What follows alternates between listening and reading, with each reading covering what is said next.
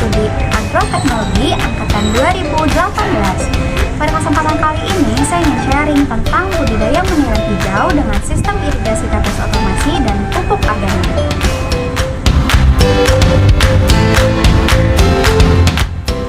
Apakah kamu familiar dengan tanaman meniran? Kamu tahu nggak sih, meniran adalah salah satu tanaman liar atau biasa disebut gulma. Lalu, apakah tanaman meniran ada manfaatnya? Tentu saja ada. Tanaman meniran adalah salah satu tanaman liar yang dapat dijadikan obat tradisional untuk mengobati penyakit diuretik, pelancar haid, antibakteri, antivirus, anti radang, dan imunostimulan. Permasalahan tanaman meniran adalah ketersediaan air dan pemupukan organik karena jarang dibudidayakan. Dan pada kondisi kering, dia akan layu bahkan sampai mati. Percobaan ini dilakukan di Greenhouse Kampus F7 Universitas Gunadarma Ciracas.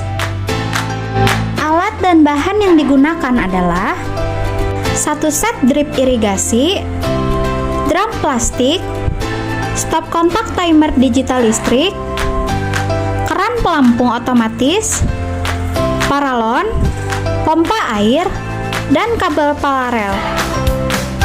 Sedangkan bahan yang dibutuhkan adalah bibit tanaman meniran hijau, tanah merah, pupuk kandang ayam, pupuk guano, abu sekam, mol bonggol pisang, dan polybag ukuran 35 x 35 cm. Langkah pertama, penyiapan bibit tanaman. Bibit tanaman meniran diperoleh dari sentra meniran hijau di daerah Pangandaran, Jawa Barat. Bibit tanaman meniran yang digunakan berumur 8 minggu setelah tanam. Sebelumnya dilakukan percobaan bibit berumur 4 minggu setelah tanam tetapi selalu gagal atau mati. Hal ini dikarenakan daya adaptasi bibit yang rendah dan pertumbuhan awal tanaman yang cukup lambat. Penelitian sebelumnya menyatakan tanaman meniran menunjukkan pertumbuhan yang baik setelah 6-7 minggu setelah tanam. Langkah kedua, penyiapan media tanam.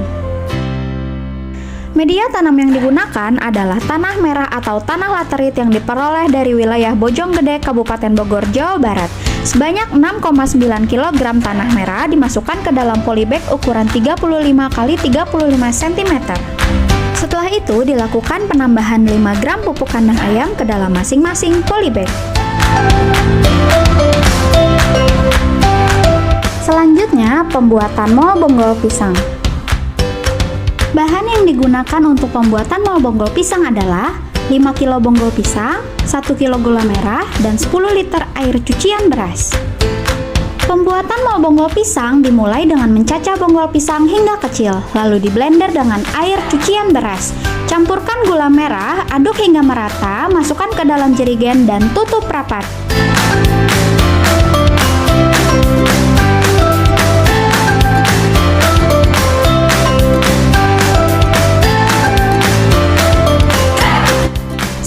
Fermentasi selama 15 hari atau 2 minggu dan letakkan di tempat yang tidak terkena cahaya matahari langsung.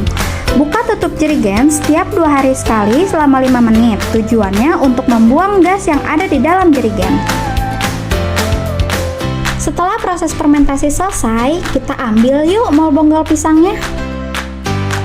Kita bawa ke bawah untuk dilakukan proses penyaringan.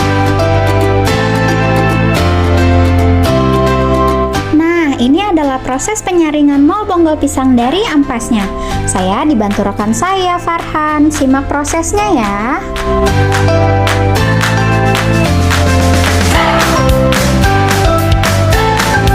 Mol yang sudah disaring tadi, kita saring ulang ya, supaya tidak ada ampas yang tertinggal. Cairan mol bonggol pisang yang sudah terpisah dimasukkan ke dalam jerigen yang tadi ya.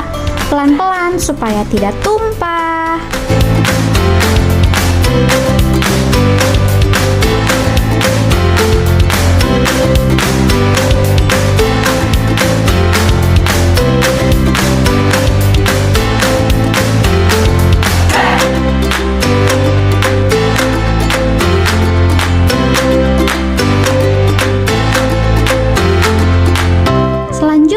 instalasi sistem irigasi otomatis. Berikut adalah proses instalasi sistem irigasi tetes otomatis. Saya dibantu Kawais dalam merakit keran otomatis dan paralon yang akan dipasang.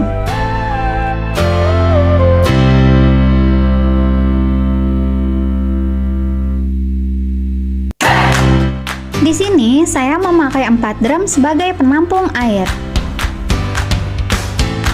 Setelah semua penampung siap, air diisi ke dalam drum plastik dan otomatis akan berhenti jika menyentuh sensor keran pelampung.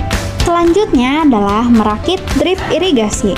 Pemasangan set irigasi sangat mudah karena semua part yang dibutuhkan sudah tersedia. Kita cukup menggunting selang dan memasang kepala selang atau penyiram air.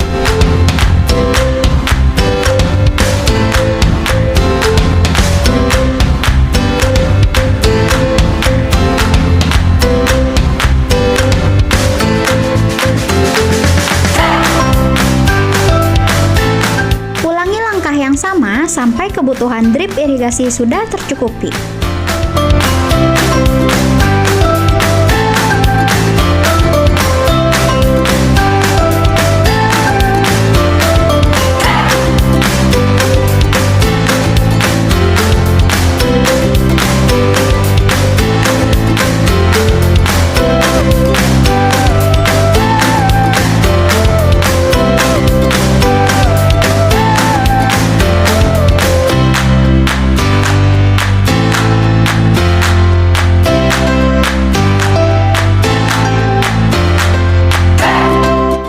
Stop kontak listrik otomatis untuk memudahkan waktu penyiraman. Selanjutnya adalah pemasangan drip irigasi. Drip irigasi yang sudah dirakit dipasangkan ke drum penampung air dan disusun ke masing-masing polybag tanaman.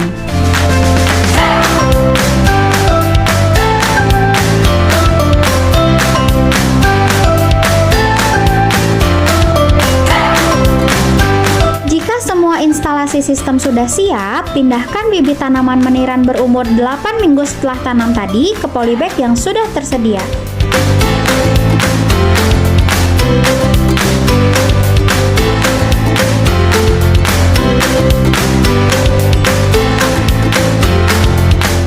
Keesokan harinya, timbang pupuk guano sebanyak 12 gram.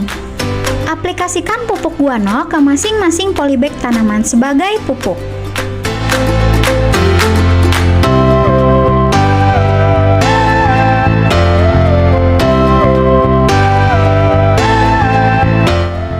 Adalah suasana greenhouse di pagi hari.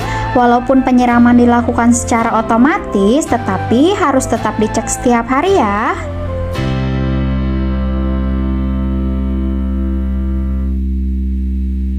Selanjutnya, pada 2 minggu setelah penanaman meniran hijau ke dalam polybag, dilakukan penambahan mol bonggol pisang pada masing-masing polybag dengan dosis 150 ml per liter pada setiap tanaman. Diperhatikan baik-baik ya.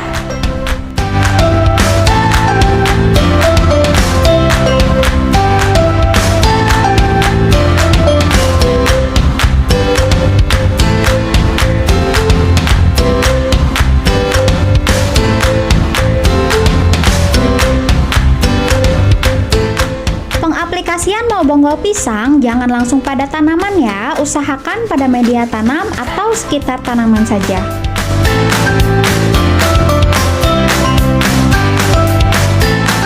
Ulangi hal yang sama pada setiap tanaman ya.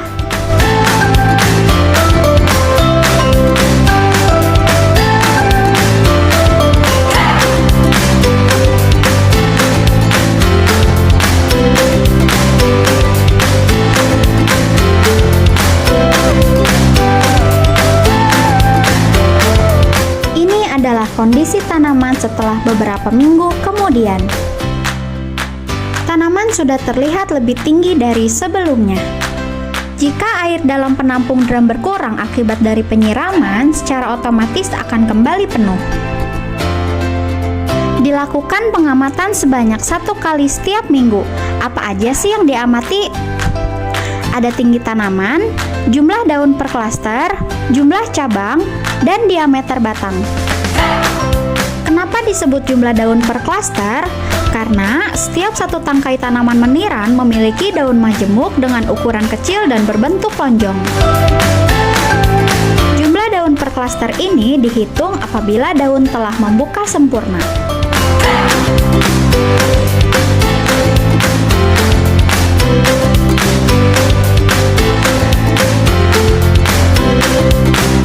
Pada minggu ke-16, tanaman meniran hijau terserang hama Bemisia tabaci atau kutu kebul. Hal ini berdampak pada banyaknya daun yang rusak, sehingga mengurangi jumlah daun per klaster dan fotosintesis tanaman menjadi terhambat. Kalau sudah selesai, jangan lupa diberesin lagi ya, tanahnya masih bisa dipakai untuk menanam selanjutnya.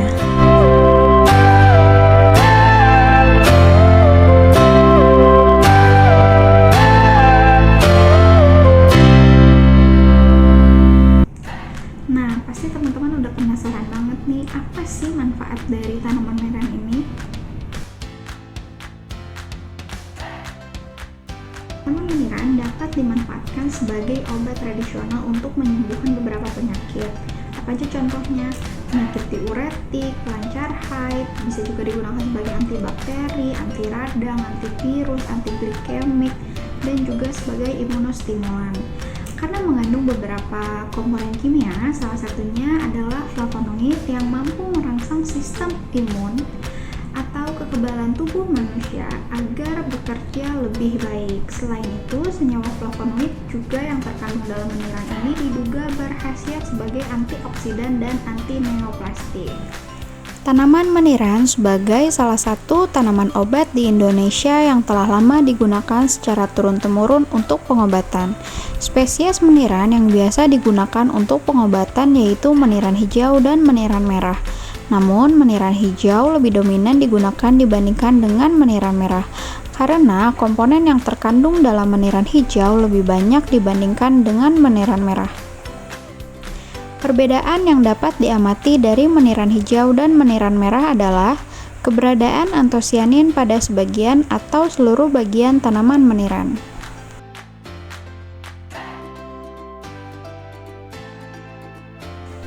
Tanaman meniran memiliki akar tunggang, batang yang tegak, bercabang, dan dapat tumbuh hingga mencapai 40-100 cm.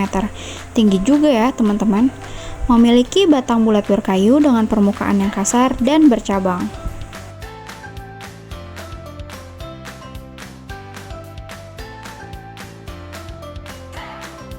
Tanaman meniran hijau memiliki batang berwarna hijau muda atau hijau tua dan setiap cabang atau ranting terdiri dari 8-25 helai daun. Sedangkan pada meniran merah memiliki batang berwarna merah coklat dan pada setiap cabang terdiri dari 7-13 helai daun. Perbedaan lainnya dapat dilihat dari kepala sari. Pada tanaman meniran hijau, ketika kepala sari sudah matang akan pecah secara membujur, sedangkan pada tanaman meniran merah akan pecah secara melingkar.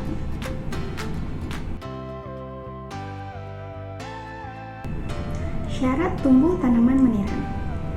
Tanaman meniran dapat tumbuh di dataran yang rendah hingga ketinggian 1.500 meter di atas permukaan laut dengan intensitas curah hujan 2.000 sampai 3.000 mm per tahun. Tanaman meniran tumbuh secara liar di tempat yang berbatu dan lembab seperti di tepi sungai, tepi pantai, semak, lahan bekas sawah, sekitar pekarangan rumah, baik di pedesaan maupun di perkotaan. Nah, tanaman meniran ini menyukai tempat yang lembab dan akan tumbuh dengan subur apabila tanah terkandung bahan organik. Kelembaban yang cocok untuk tanaman meniran ini berkisar antara 60-63%, sedangkan untuk suhu udaranya berkisar 30-32 derajat Celcius. Tanaman meniran ini juga tersebar di seluruh Asia termasuk Indonesia. Ada juga di beberapa negara yaitu Malaysia, India, Peru, Afrika, Amerika, dan Australia. Dan tanaman meniran ini memiliki nama yang berbeda di setiap daerah. Contohnya, di Sumatera dikenal dengan nama si dukung anak, dudukung anak, dan bametano. Sedangkan di Sulawesi dikenal dengan nama bulo bungo. Di Maluku dikenal dengan nama gosau madungi. Sedangkan di daerah Jawa, pasti teman-teman familiar nih, meniran dikenal dengan nama memeniran atau meneran. Salah satu permasalahan dalam budidaya tanaman meniran ini adalah ketersediaan air. Karena meniran termasuk tanaman liar yang jarang dibudidayakan dan pada kondisi kering tanaman ini akan layu bahkan mati. Namun bukan berarti tanaman meniran ini tidak bisa dibudidayakan ya teman-teman. Tanaman ini dapat dibudidayakan jika media tanah mengandung banyak bahan organik, unsur hara, baik makro maupun mikro, serta kandungan air tanah yang cukup dan seimbang. Bahan organik seperti pupuk kandang dapat dimanfaatkan untuk perbaikan sifat-sifat tanah, baik sifat fisik, kimia, maupun biologi.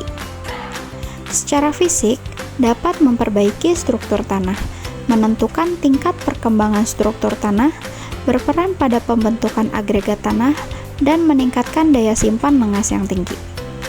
Penambahan bahan organik juga dapat meningkatkan kadar air tanah hingga 43,2%, karena bahan organik mampu mengikat air pada tanah dan berpengaruh pada pertumbuhan tanaman. Nah, itu dia budidaya tanaman meniran hijau dengan sistem irigasi tetes otomasi dan pupuk organik. Terima kasih sudah menonton ya, kapan-kapan lagi, sampai jumpa, dadah!